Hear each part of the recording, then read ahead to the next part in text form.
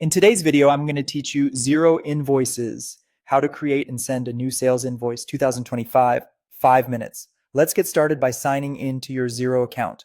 Open the Xero login page, enter your email and password, and complete any two-step verification if prompted. Once you're in, choose the correct organization if you have more than one. You'll land on the dashboard. From the dashboard, open the business menu at the top and select Invoices. This takes you to your sales invoices list. Click New Invoice to begin a fresh invoice.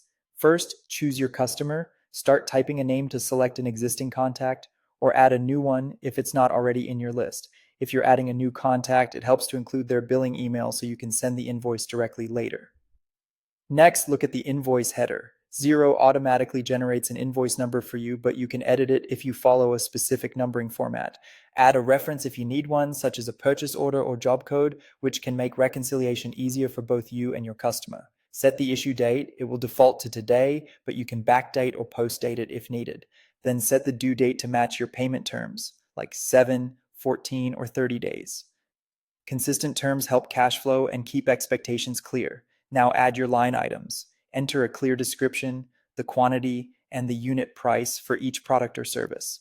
If you've set up items in Xero, you can select them to autofill details. For each line, choose the appropriate account, such as sales or services, and select the correct tax rate for your region.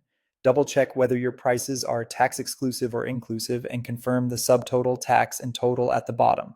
If you have supporting documents, click Attach Files to upload things like a purchase order, timesheets, or a scope of work. Attachments can reduce back and forth and speed up approvals. When you're happy with everything, choose how to save. Save and Close keeps it as a draft so you can return later, while Save updates the invoice without sending it. If you're ready to issue it, click Approve an Email. Review the email preview, make sure the recipient address looks right, and personalize the message if you like.